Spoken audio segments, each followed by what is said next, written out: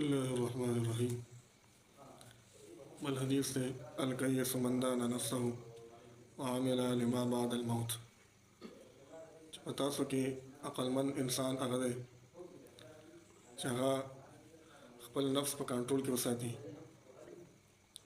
عامل لما بعد الموت او د عمل وکي هغه عمل چې د مرګ نه پس هغه په کار راځي. امر ده په دې کې د مؤمنانو دو صفات بیان شوي دي.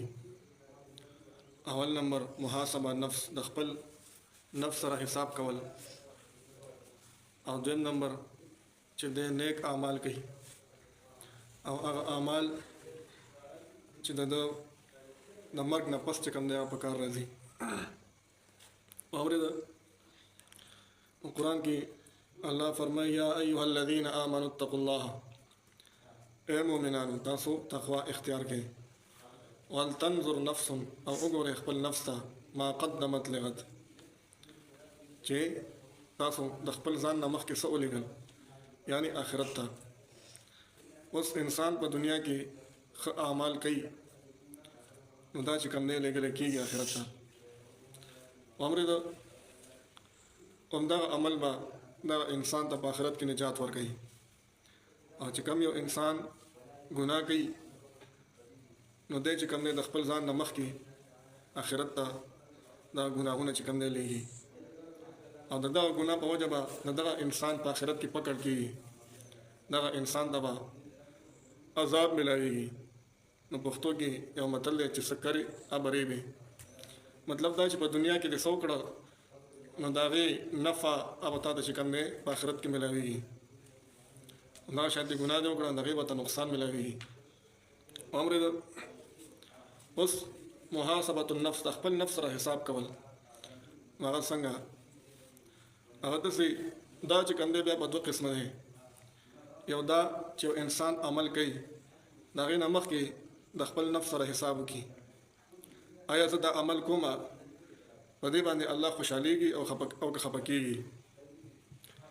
دویم نمبر دا عمل زه کومه چې په دې کې زما نیت څنګه دی، نیت زما خالص دی او که نه دی.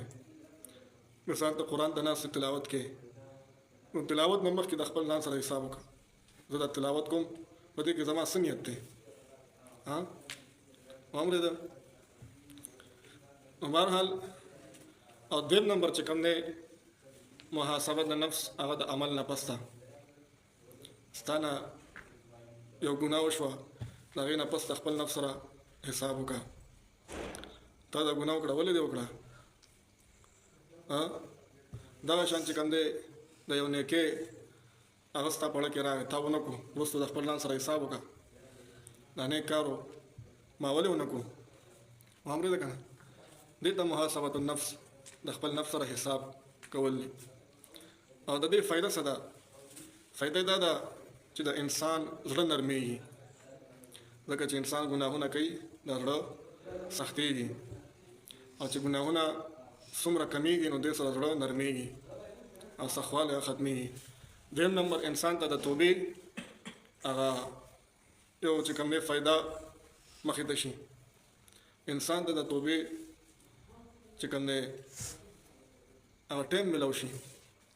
اورېده ځکه انسان ګناه وکړي وروسته بیا د خپل ځان سره حساب وکړي چې یاره دا ګناه ما ولې وکړه، نو بیا ډایرکټ چې کوم دی انسان توبه وباسي. او دریم نمبر چې کوم دی د انسان ګناهونه کمیږي او نیکۍ سیوا کېږي.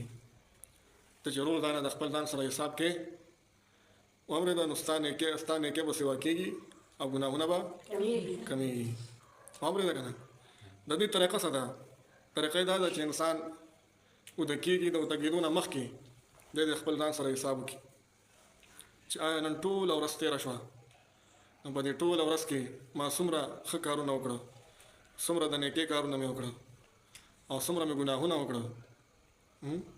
آیا دا ټوله ورځ تېره شوه، ما خو د چا غیبت نه دی کړی، اورېده ما خو د چا بېعزتي نه ده کړې، او ما خو چې کوم دی چغلخوري نه ده کړې. دا ټولې خبرې په دې کې لیکلی شوي دي د حدیث لاندې. او دغه شان چې کوم دی ما څه بله ګناه نه ده کړې.